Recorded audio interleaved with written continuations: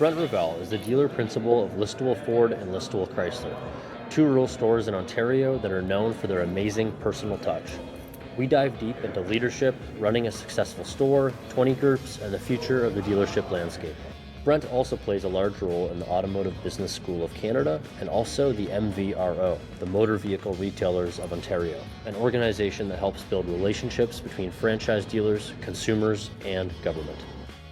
For everybody listening, let's just jump into it. How did you get into the car business? Where does your story actually start? Yeah, that's a great question. My father's actually was a master technician at a Ford dealership. And when I was, I'm going to say around the 8-year-old mark, I used to go back to work with him on Tuesday nights and hang around the shops and deliver tools, hang out in the pit at the time, which was the way we used to do front-end alignments. And I caught the bug, and I started heading in the direction of a technician, which I completely respect the profession and the need that for brain power more than anything, as much as it's physical. It's an incredible trade. But so I started there, and as I worked my way through cleaning cars at 12 years old and doing, sorry about that.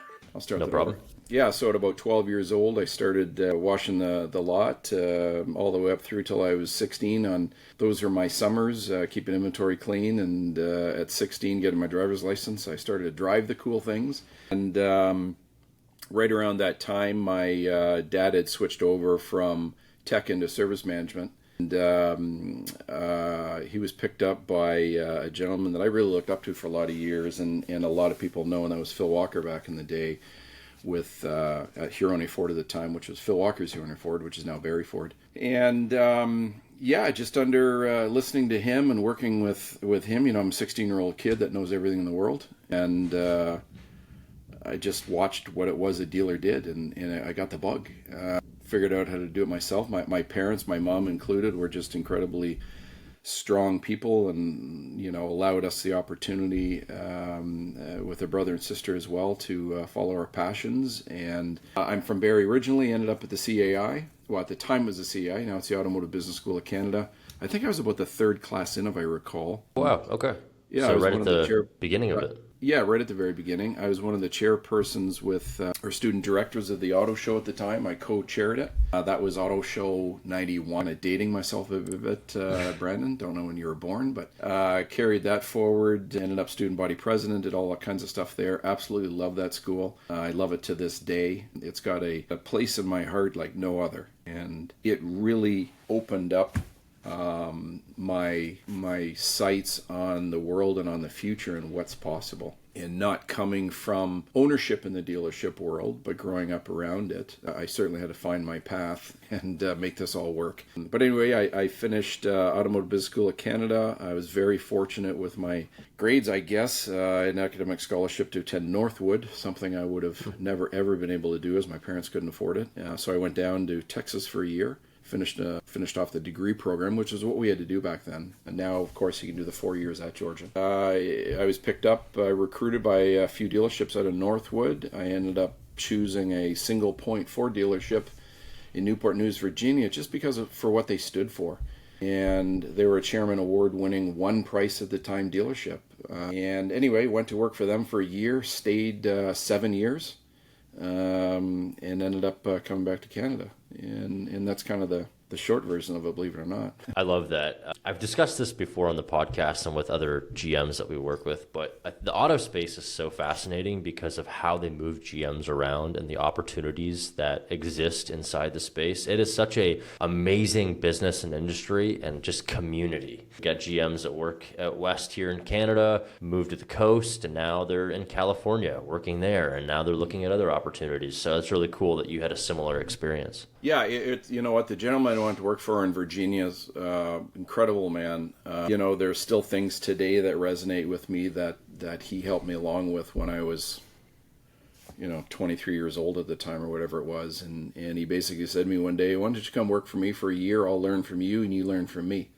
And I said, let's do it, Mr. Bowditch. That was Bowditch Ford at the time. And like I say, 7 years later, we're talking about me staying down there. But it was time to come back. And I was moved back by another gentleman I consider a friend in Mike Stollery to a store in Waterloo. And just kind of picked it up from there and started running forward. I had an opportunity early on with a business partner that I used to have that gave me the opportunity into the business as ownership by getting involved with him. And that was Bill Bustard in Waterloo, and to which I now have 2 stores in Listowel on my own, and a pretty large commercial division, and a few other automotive entities as well. So yeah, it's been an incredible ride so far. Yeah, sounds like it. It's fantastic. Congratulations on all of that. At what point did you really know that you wanted to get into running dealerships and owning them?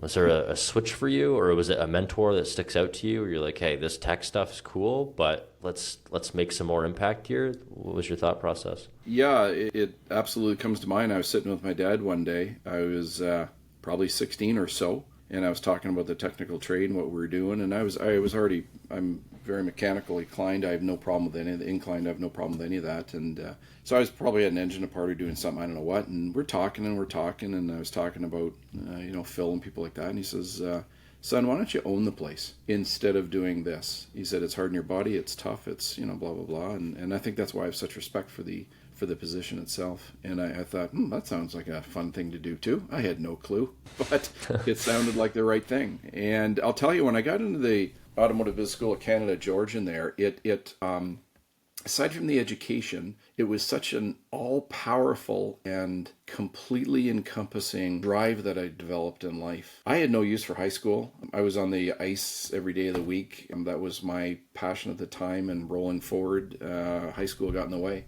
But when I went from there and I transitioned into the ABSC and the beliefs that they kind of instilled in me and my fellow students, there was nothing stopping me once I figured out what I wanted to do. And nor, my other friends. I'm close with so many of them. It's incredible all these years later. That's amazing. Did you have to go through a time, I'm assuming that you did, but how did you go about it, of changing your mindset from a employee mindset to running the business and letting go of things that you're out of your control? How did that process look for you? Because a lot of leaders have trouble with that. I would say that's almost a 2-part. The first part is, when did I start thinking like an owner? And I can honestly tell you straight up, the day I started working at a dealership, I started thinking like an owner. Wow. And at a very young age, like I'm talking 22, 23, I'm sales manager at a large volume Ford dealership in Virginia, and it took me only maybe a month to get a whole lot of respect out of people. But that's only, and again, this is not an ego-driven comment. It's just, I believe it's that drive that you have to have internally to get to that level at some point. You've got to believe you're already there. Never do it egotistically, but if you act like the position in front of you, if you act like the guy you're trying to get to, if you fundamentally learn how to listen to people more than anything, that's 90% of where people fail. So good. That's going to be a clip for sure. Well, I don't know how great it is, but that's just my personal belief, right? Yeah. Well, no, I've heard that a ton from other leaders and people who have owned dealerships, and you have to already believe that it's happened and work towards that, because if you don't, you're not going to take action on the things that actually will lead to that result. Braden, there's nothing more in life, and I just got goosebumps because I literally had this conversation with a bunch of new recruits the other day. To me, there's nothing more frustrating in life than when somebody says, well, I don't know, I can't do that, or I don't know how to do that, or how do you do this? That's bullshit. You got to figure it out. If you can't figure out that yourself, then how are you ever going to do anything else? So there's never been anything I've ever... My wife laughs at me because I don't care what it is. You just go and you do it. You figure it out. Like this isn't just me. This is for anybody. You've inherently, anybody can do anything. It's the belief you have within yourself that'll certainly deliver the results. So when you're working in these dealerships stateside and up in Canada, what are some of the biggest differences contrasting that you notice how they operate? Maybe it's with the OEMs, maybe it's programs, maybe it's the buyers. Is there any differences that really stick out to you? Yeah, the interesting thing is the people are people. I don't care where you are. People are people. You build a relationship. And that's the beginning of what you need to do to sell something, really. The businesses themselves, I'm absolutely convinced there's a different belief system when you're involved in some of these big stores in the States. The sky's the opportunity. Where here it feels you're more held back. I don't know if that makes sense, but too many stores here look at their structures and look at their environments and say, well, hey, we did 75 new cars this month and 50 used, and that was pretty damn good. The flip side of it should be, Well, how good were we? How much better can we be? And it's not all about more and more and more, but how better can we be? We don't pump our chest enough here in this country. We don't stand high enough and say, yeah, we're big business. We're too small to be big and we're too big to be small at times, but we represent an incredible amount of volume within the business space, certainly in Ontario or across Canada. And I'm speaking of the automotive itself. But again, I think the greatest difference between a dealership and some of the ones I've worked for and some of the dealerships here is the belief, the internal belief at the strength of that organization. And that's one of the things we work on almost daily, weekly, monthly for sure. I have what I call a culture coach that works with my stores. And awesome. All Kathy does is work on the internal confidence, belief, structures, policies. Where are we at? Why are we doing this? She's a constant challenge to everybody. And we're certainly not perfect. But what we're trying to do is be better every day. I think that's going to be a more than regular. I think that'll be one of the most important roles eventually, if it isn't already, is some kind of culture coach. I like that name, by the way. That's awesome. There's a dealer group here in Kelowna that's doing a very similar thing, to the point that they have nutrition programs for their team. Like, it is a fully built personal development program. And I think that's just going to be the next thing that employees look for to join a winning culture. Yeah, I absolutely think that's brilliant. You've got to have an awful lot of not only foresight to put that together, but think of the accountability and the execution that needs to be had there, and the belief from above and everybody in between. Because one person at the top thinks it's a great idea doesn't mean everybody, nor do I ever want everybody just to march along to those orders. People need to challenge it. They need to better themselves. They need to better the business. And I think that's, I think pretty cool. So you just mentioned orders and being challenged. Is there an old truth that you operated or lived by when you started out in the business that you've had to change? Maybe it's a leadership style, could be a used car strategy even too, but on the topic of leadership, I think it might be interesting. Yeah, I think myself personally, I've changed over the years as the business evolves, and we have to. If you're stuck in your ways for too long, you become very ineffective quickly. I know early on I could have been seen as a bit of a hothead and very direct. I thought that's what I needed to do at 23, 24, 25 years old. Don't step on my toes, I'll slap you upside the head. That's not the way anymore, and that's not where I sit at all. And over time, that evolution rolls through the environment too. So depending on what environment you're in, I think is depending on leadership styles and coaching that's required. Once you have an established team, that's very different to walking in as a general manager, like you mentioned, moving around between stores. You have a general manager that's been successful at one, certainly within a group, and then moves to the next store. He's moving for a reason, because that store isn't at the level it needs to be at probably. He has to change his coaching, leadership, and management style to adapt to bring that store to the level it needs to be. That could be a whole evolution right there, a monumental change. Doesn't mean that the core values change the individual, but maybe it's how you hold people accountable that changes. Maybe there's a difference in coaching styles. You've got to also root out the people that are on your side and not on your side when you're that person at the top trying to move the ship forward and get everybody rowing in the same pattern. You've always got some that row the way they want. How do you work with them? Do you work with them one-on-one? They're part of a team. Doesn't mean you can't work with them one-on-one. But their ideals need to come into the team view. And if they don't, then you have decisions to make that are even harder. But again, with that evolution, you go from that period to turn the clock maybe a month, 6 months, 2 years, whatever ahead. And I guarantee your management style is different. If it's not, I think you've got a problem. And those are the ineffective coaches and leaders that we have in this business today that are, I think, slowly being rooted out in a lot of cases. Yeah, I think the stereotype of a car dealer that gives everyone a bad rep because there's a few bad apples in the industry, or used to be, that really leaches into the culture, I feel like, even in today's world, and leaders have to do their best to get rid of that from the internal team members, but also the customers. Listen, no question. And if you look today to 10 years ago to 20 years ago to 30 years ago, it's vastly different. 20 years ago, what was it? 85, 90% individual owners? 80%? I don't know the exact stat, but I'm sure it's extremely high. To today, it's the exact opposite. There's very few owners that have one store.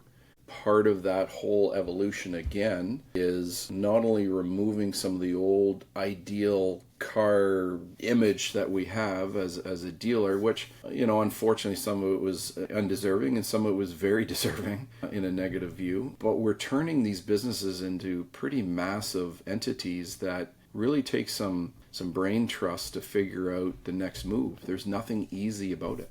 Today, if you want to talk about gross margins and profitability, 2 or 3 stores equal what one really good one did 10, 15, 20 years ago. So now you're not just dealing with 40 people that you're leading and working closely with. You're dealing with 2 and 3, 4, 5, 8 rooftops, whatever it might be, with inherently different ideals or cultures set within each store. And I don't care what anybody says, there's no one group that has any number of stores that operate absolutely the same. I don't believe it can happen. I mean, even my own stores, and even though I have, one individual that oversees 2, I've got 1 accounting department, I'm trying to find all the economies of scale to pull everybody together. They still operate or have that cultural different feel within them.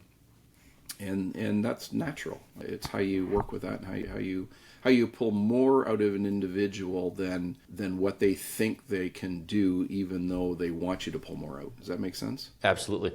Yeah. Is there I know you value efficiency, effective operations. Is there anything that you've added or pulled out of operations to make your dealerships run smoother? Yeah, myself sometimes. That's a good answer. I've got fantastic ideas. I'll tell you that myself.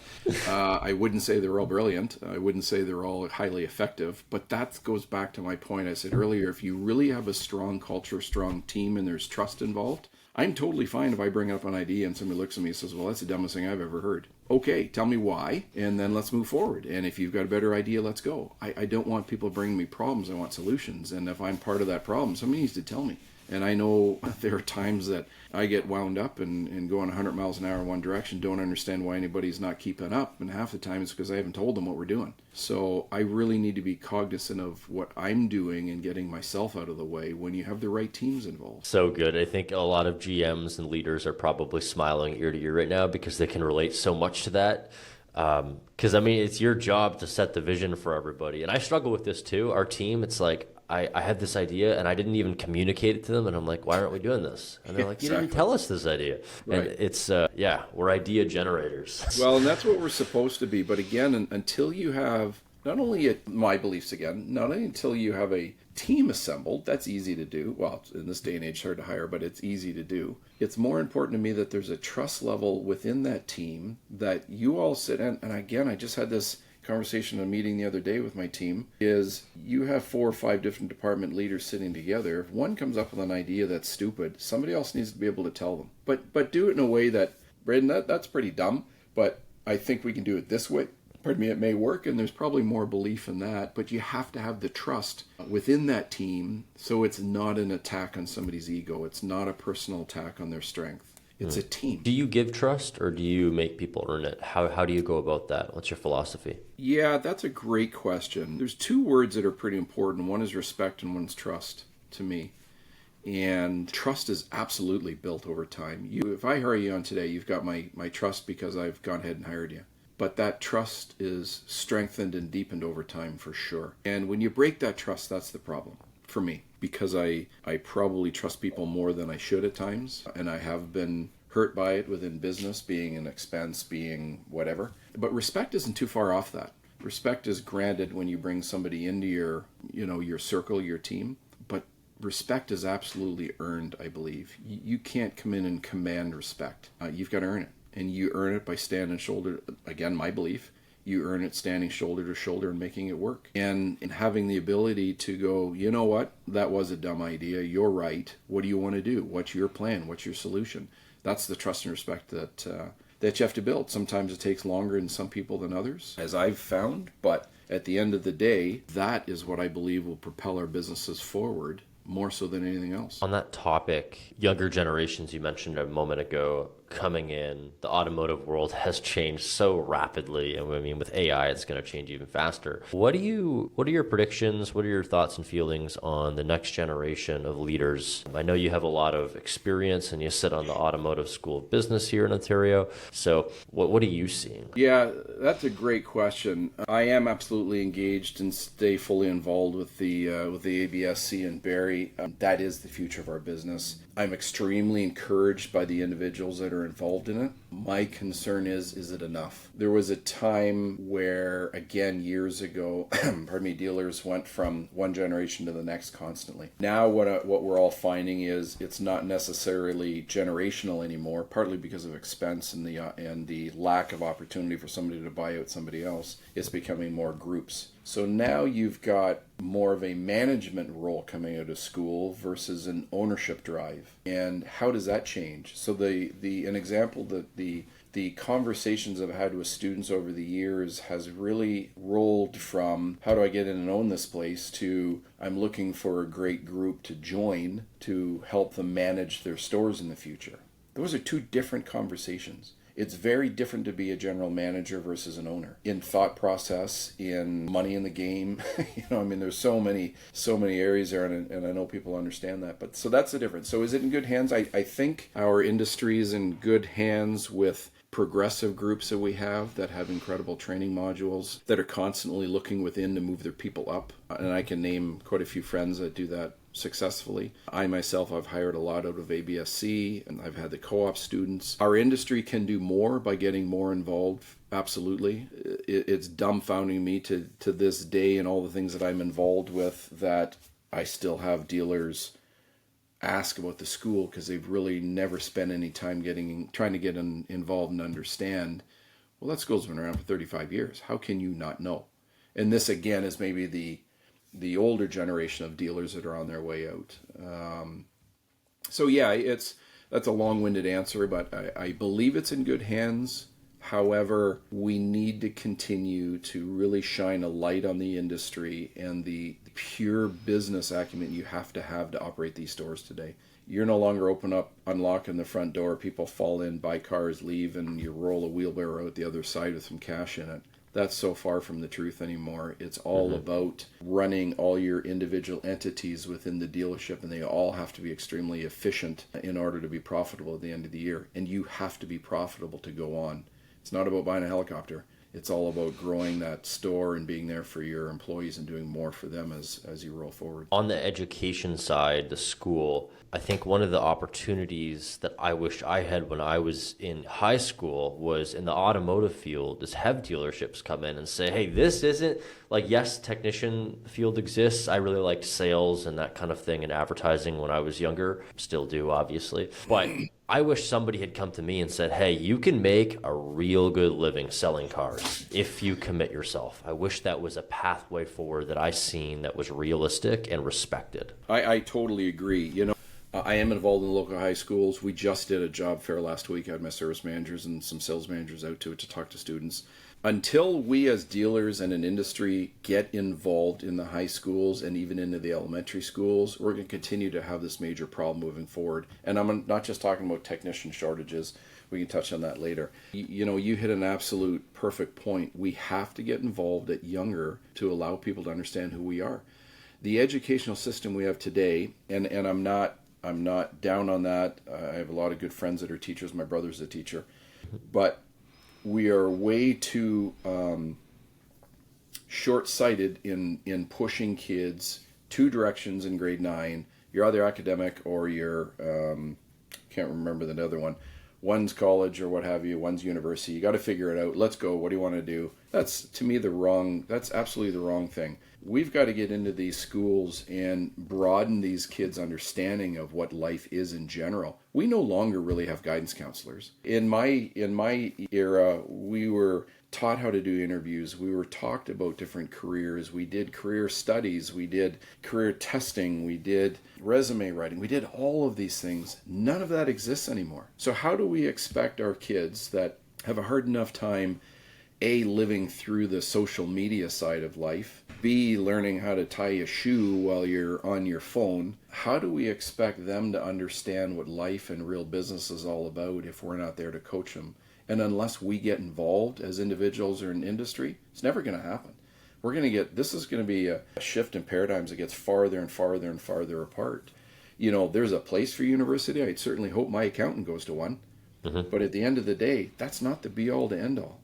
The be-all to end-all to me is the person that has a passion for something in life and goes after it and makes their way. And they're the ones that are successful. So getting involved in the high schools, which I am, I've gone out to, we have a couple local high schools. We pull co-op students in all the time. I supply them engines, parts for their technical side of it. I've done a lot of, career day type stuff at schools where I can legibly talk about 5 different businesses under one roof. We've got sales, we've got administrative and accounting, we've got an inventory prowess in the parts department that are completely different to those people that are sitting in the service department. So we run all these separate operations and there's room for everybody, but we have to do a much better job of getting into those schools, and the academic system or the educational system has to do a much better job of opening up the opportunity for kids to experience more. You look at some countries around the world. Germany's a great example.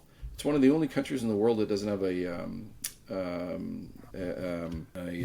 not blue collar, but that doesn't have a blue collar problem. Let's just say that. And that's not the right word, but they don't have an issue with service people because in elementary school and early in high school, they start to develop that. It's okay to be that plumber. It's okay to be the electrician.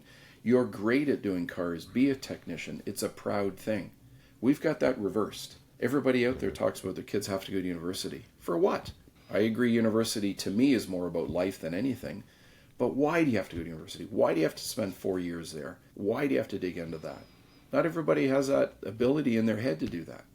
So until we get out as an industry, talk about the opportunities we have within, I think we're going to be stuck in that rut for a long time. We could go so deep in this conversation on education because I relate to this entirely. I did not want to go to post-secondary. I didn't. I tried to start my business, which was videography for businesses, right in high school, actually. And I was always looked down upon. And then today, these days, not saying everybody, but I've gotten comments like, oh, wow, I really wish I didn't go to post-secondary. I should have just started a business. Right. Right. So. You know, Braden, there's 144 different trades. That's the word I was looking for before. Germany is one of the only countries in the world that doesn't have a shortage of trades because they're respected. Highly respected. I did a speech at a high school one time and I was proud to do it.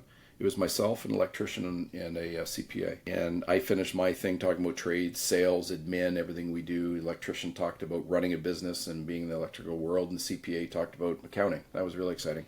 But at the end of the day, the teacher walked on stage, everybody claps, applauds, and the teacher turns to the audience of students and says, do you see what staying in school will do for you? Do you see what university can do? Study hard, work hard, and you can have their success. And the electrician looked at me and goes, she didn't listen to a word I said. I said, nor me. The only guy on that stage, now I have university, but it doesn't matter. The only guy on that stage that I hope to hell has it is the CPA. The two of us, now, the electrician I happen to know, the fleet of vehicles he has, he's worth 30, 40, 50 million dollars, and that's a trades person. So let's start respecting these people, what they can do and the business acumen they have, instead of putting them down, because that's what she did. And she did it in front of about 300 or 400 students. That's the problem. Right.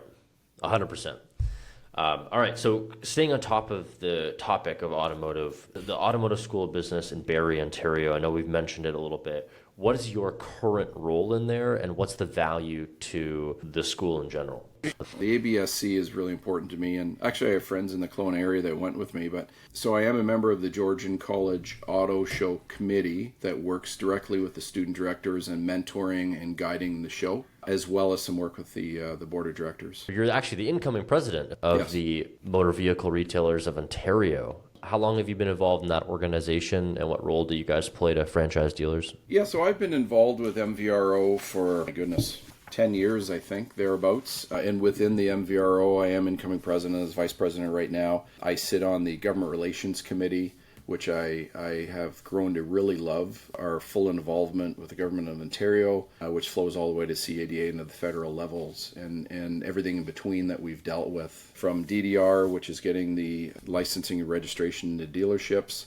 to working through the whole COVID pandemic and getting our dealerships back to work before really any other business was. Those are just some of the small things we've done, and I can go through a bunch of others. We've lobbied to change the MVDA for all dealers. Recently, they were coming out with a cooling off period. We jumped all over that. That just can't happen when you've got financial wings involved. You've got trades involved, which are like a bowl of fruit that can go bad over time. I mean, it created so many implications within the business that we were successful in lobbying to get that removed. We're constantly fighting for fair treatment within the OEMs in all of our DSSAs, our dealer sales agreements within the dealership world, and that flows right to CADA as well. We've been working very closely with the College of Trades and the new Skilled Trades Ontario to remove a whole lot of bureaucracy. And it's interesting how often the Ford government reaches out to us to ask what's standing in our way of doing business. And that's impressive to me. There isn't a time doesn't go by that we're not meeting with a different minister or somebody else from government to say, what can we do differently to help out the industry?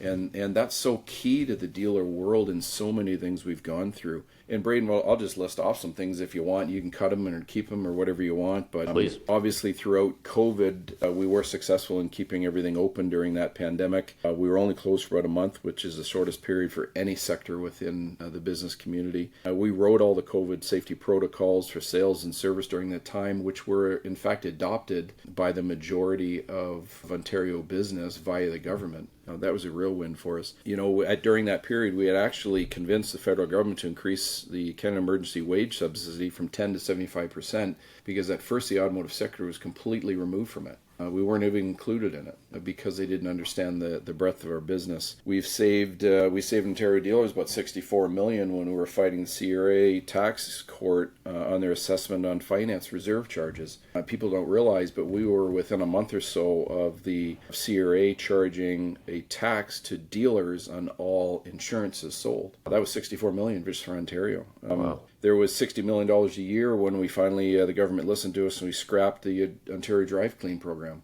That $60 million is what's saved by the dealers, the 1,400 new car dealers in Ontario, because it was an old archaic system. The College of Trades was something that the Liberal government set up years ago, and it would cost about $500,000 a year for our dealer members just to continue to be a part of it. And it was a system that just didn't work. The new government, we've worked with Skilled Trades Ontario, and Melissa Young is the CEO. She's done an incredible job in really realigning our apprentice red seal program that we can talk about in a little bit because it's such an issue there. Let's see what else. We supported the government in saving $660 million for drivers for the vehicle registration tax. That's no longer. We've done so much as Braden. What I'd like to do is put you in touch with Todd. He can go through hundreds of these things, but so much of this has to do with daily work on students and employers. I'm just reading through everything, and I could do this for hours, but anyway. I'm glad I asked the question, Brent, because I mean, that's a ton of revenue for the dealers in the industry to be saving. Well, that was only half a dozen points. Like, I have pages of stuff we've done the last couple of years. That's why I want to get Todd on for you. It's funny, when I got in this organization 10 years ago, I first joined in the government relations, not really being a political guy at all, but I found to really love it. It's a niche that you can make a difference, and such a difference, especially with a government that listens to you. Do those exist? And ours has, thankfully, and that's not just a plug for our government, but our provincial government, Doug Ford and his ministers have really worked closely with us getting some stuff turned around. But anyway, I went on from there to become a board member under the executive and rolling my way through that right now. Amazing. So you run 2 stores, Chrysler and Ford. I know we're just getting to this now, so please cut me short if you have to. Want to respect your time. What is running rural stores in Ontario like? I know you compete with a lot of big city dealers, so what does that look like, and what human touch points do you have to make sure is 100% every single time to keep those customers coming back? Yeah, great question. I've had metro stores and rural stores. I've had them at the same time, and now I just have rural stores. I love the rural store because it's real people. I always give an example in the service department. Braden, I'm sorry we're going to be 10 minutes later on your car than what we thought we would. And the response typically for us is, no problem. We'll get it later. We'll pick it up tomorrow. Thanks very much. My metro response would have been, well, I needed it yesterday, so now we have a problem. And it's just a mindset difference in people. It's also There are pros and cons, however, to running rural stores when you're basically an hour from anywhere on the personnel side. It is extremely difficult to find, not an experience, because you don't find experience when you're one of the only ones in town, but instead it's finding the individual with the right attitude. We can train anything. Its attitude is what you need. So when you need technicians, you need salespeople, etc., that becomes more and more challenging, certainly than a metro store, only because you don't have the population. So the pros are very much loving the people that are out there. Business, people can be very loyal to you in a small town. The cons are finding the right people to augment that team as you either grow or naturally lose people over time. I see that being a huge issue. I mean, even our clients that are rural dealers, I mean, job postings and trying to find the right talent, and the culture being the biggest challenge to layer those things is definitely something that needs to be solved for sure. Yeah, it's mind-numbing. You know, through MVRO in my position, I've been right at the forefront of the whole foreign workers program, bringing Philippine technicians into Ontario because we don't have our own. Matter of fact, there's a study that MVRO commissioned that shows a massive drain on the technician side of things over the next 15 years. We think we have it bad now. Wait a few years when people start to retire and we have nobody behind them. So we've actually brought in, by this point, 250 plus Philippine technicians that are extremely experienced. They've been doing it for years. They're coming out of the Toyota, Ford, Chrysler, Honda shops, all the same in the Philippines. They're all highly trained, the same training our guys receive. And so they've come into Ontario, into so many of our dealerships, and made a huge difference. We love having them, great people, great attitude. And that's what we've had to resort to in a lot of these rural communities because we can't get people into them. It's not that we don't pay the same. I pay the same as Metro.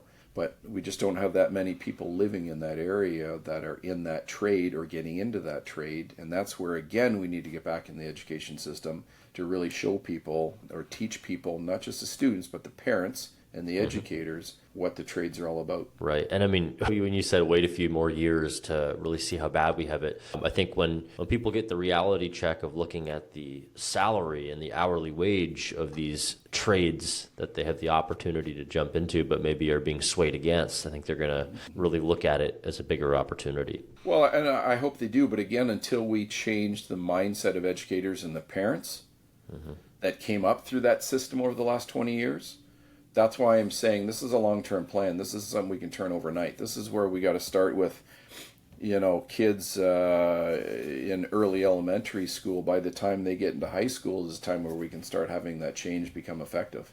We can't change what's already in place, I don't believe, today. It's an ongoing work in progress, I think. Speaking of long-term plans, if you, Brent Ravelle, were the CEO of Stellantis right now, I know you have a Dodge dealer. If you can answer this, great. If not, no problem. What would you look at changing, or what would you do in that position to help dealers? I know there's a lot of Dodge dealers we work with that are very frustrated right now, and groups. What's something that comes to your mind? The absolute very first thing I would do is reprice our vehicles, make them reasonable, which in itself is an inherent problem. Because if you had a vehicle worth $65,000 4 years ago that's now $85,000, how do I make it $65,000 again? Right. So my thoughts are, we have 200 and some odd models around the world underneath the Stellantis umbrella. Surely to goodness we can find a few that we can move to North America and really get this engine going again. It wasn't that many years ago that Chrysler was number one in Canada, and we offered the 19.9 vans and the 49.9 Rams and the 19.9 Journeys and really had incredible price points that were economically beneficial to everybody. We still have the same van today. You can't tell me with everything else paid off that we need to charge $60,000 for it. So that in itself is our biggest thing, is we have to find reasonably priced vehicles to make them economically affordable to the consumers. 80% of consumers today are having issues affording their mortgage, let alone anything else. So why should we price our vehicles in the luxury market when they're not luxury products? They're phenomenal products. They're not luxury products, nor do they deserve to be priced that way. Yeah, you have a very good point. We actually just received a lead for one of our dealers in California, and the guy went off on Stellantis. It's all he's purchased for most of his life, Mopar family. I'm looking at a 2,500, but a $20,000 increase on a heavy-duty truck. He just said, I can't pay that. It's crushing me. It's not in the market anymore. No, and it's embarrassing for me to have Braden and his family come in with a 4-year-old van that they spent 20-some thousand dollars on, that they now have to spend $60,000 for the same van. That's not proper business. That's OEM greed. It's good though that their product, I mean, it's interesting looking back several years ago, especially, I mean, Grand Wagoneer, it's a different topic, but the quality, the features, the product itself has gotten so good. Yes. But has it gotten good at the same rate that they're charging? No. Braden, and I'll say it to them in their face, I'll say it to anybody. OEM greed set in during COVID, and they wanted to push gross margins as high as possible. Well, they hit it, and now it's going backwards and biting us all in the butt. The dealers have no effect on that. It's all OEM driven. I can only do so much with an $85,000 Grand Cherokee that used to be 60-some, not that many years ago. Nor can I increase my volumes when you've removed 8 models that were all good volume vehicles over the last number of years are all gone now. You tell me what my volume vehicle is. We don't know what it is because we can't sell enough of them to figure out a volume vehicle. We just recently celebrated a couple of dealers' sales efforts in September, showing that they sold 18 and the note was outstanding effort, when these deals used to sell in the 70s. Wow. As a dealer, I'm looking at that and you just touched a nerve. I don't even know how to put my words together right now. I'm so frustrated. And they don't get it. They're either completely ignoring us, or they have no thoughts on fixing this. Maybe they're culling the dealer count. I know of a number of dealers that have turned their keys in the last couple of months. Can you imagine that? Calling the manufacturer, tell them to come pick up their cars off the lot, I'm done with you. That's happening. Maybe that's their plan. It'd be nice if somebody communicated with us and what we're supposed to be doing. But for us as dealers to sit on a monthly call of how wonderful things are and how they've helped us lower inventory, when quite frankly, I just haven't ordered cars in 10 months. That's me, not them helping. They want to help. Let's get some product in the $30,000, $40,000 range that 80% of our consumers in Canada can buy. When you do that, then I'll believe we're heading the right direction. But right now, we're going down fast. We've gone some 12 point something percent at the start of the year. We're now down to 5 market share. How can somebody implode that quickly? Yeah, it's interesting. I know Tesla cut their prices of vehicles, and overnight, people who just ordered a new Model 3 or whatever they purchased, I mean, it was immediately worth less because you can get a new one for cheaper. The only way to fix it, I believe, is introducing new product. And you can't tell me around the world the way safety things are today in different regions, you can't find a few vehicles. I'm standing in Mexico a month or so ago at a meeting. Driving by One Direction is this brand new Journey that's a gorgeous little machine. I kid you not, heading the other direction was this brand new Ram pickup truck. The mid-size, smaller than Ram, almost like a Maverick size. Phenomenal looking. They would sell like hotcakes here. Oh my God. Following that Journey was this beautiful little Peugeot, and these all fall, or Renault or whatever it is, they all fall underneath our umbrella. So bring those 3. Let's go. The bumpers don't pass, reinforce them. Come on. I'm done listening to this bullshit. Then you bring a Hornet in from Italy that's $22,000 more than its comparable vehicle in a Kia, and Kia makes a great product. So yeah, the dealers are mad and they're hung out to dry. I'm sure we could go into this even more. If we do, my blood pressure will blow my head off. That's why I'm going to change this here. Last question, and winding down, 20 groups. There's so many dealers out there that are in these 20 groups, super, super valuable. Do you have any insights on how a successful 20 group can be ran? Yeah, so that's a great topic. So I've belonged to 20 groups for, 25 years in my career. Well, I've owned stores for 20 years. So yeah, probably 25 years I'm involved with dealer groups. I do belong to dealer group, an FCA group right now. It is an American group, and I'll tell you why. Not that I have to defend it, but I need new ideals. I need new perspectives. I need perspectives outside of my region, and I need to be surrounded by people that want to succeed and want to build and don't have a glass ceiling. So being so many years in the States, I did join an NADA 20 group. So the way that's evolved, 95% of 20 groups, you fly in Sunday night, you meet Monday, Tuesday morning, fly home Tuesday afternoon. Throw a bunch of numbers around, come back to the stores, download them on your management, and move on. I was chairman of our 20 group about probably 10 years ago, and we really started to evolve it. We now do 3 morning meetings, Monday, Tuesday, Wednesday, 7 to noon, I guess it is. And then we have events every afternoon where we're together, including dinners. So our 20 group has evolved, and this isn't right for everybody, but our 20 group has evolved from, 15 to 20 guys usually, unfortunately. We now have a couple of female dealers, which is phenomenal. But it's usually those 15 to 20 people flying in Sunday night, flying out Tuesday afternoon, no time spent together, no quality time, no getting to know you. Now we fly in Sundays, our spouses all join us, 2 of 3 meetings a year, our kids come, and we turn it into something more than let's sit around and talk about numbers. We turn it into a trust, a respectable factor, and a closeness where I can call these are brothers. I can call these guys or ladies at any given time on anything, and they're there for us. So it's really evolved from let's throw numbers around to we're in this together. Let's figure it out. And I'll tell you, they helped me through COVID. They helped me through, COVID took off like a rocket, but they've helped me through so many different acquisitions or sales or growth within dealerships that I strongly recommend every dealer group out there to take a look at how do you get better within. So now we meet from 7 to noon on Monday, and Monday afternoon we have depending on where we are, it might be a catamaran that everybody gets on. But you learn more in those times than you do sitting because now I'm going, hey, Braden, we talked about how you did this. How'd you do that? Because I suck at it, obviously. So until you have that trust factor within those people, you're never going to get out of it what you really can get out of it. And we usually end up spending the week together everywhere we go. So now we get some destinations going. But again, it's not for everybody, but it works extremely well for us and our group. We're extremely tight. We have people fighting to get in the group. There's a core group of, I think, 16 of us been together for 12, 15 years.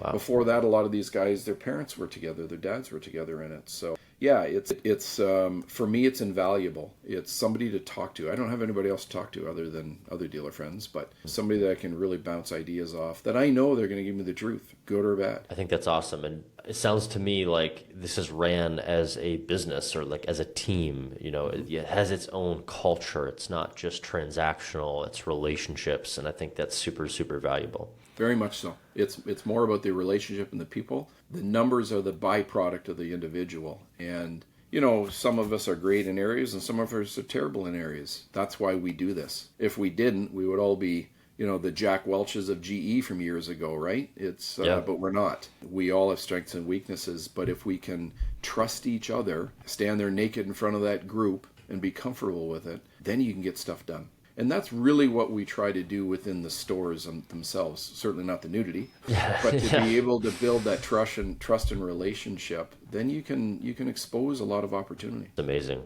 Well, Brent, amazing conversation. Thank you for your endless amount of wisdom here and your insight and experience. I think this is going to be an episode that really helps people lead people or teams better and look inside, not outside. So thank you for your time today. Well, Braden, thank you for your time. I really love to see people such as yourself that are helping to build our business and our industry and take it to that next level. It's slowly getting there with help of guys like you, and hopefully we see more of it in the future. We're all in this thing together, so we might as well figure it out and make it better. I appreciate that very much. I hope you found some value in this conversation, just like I did.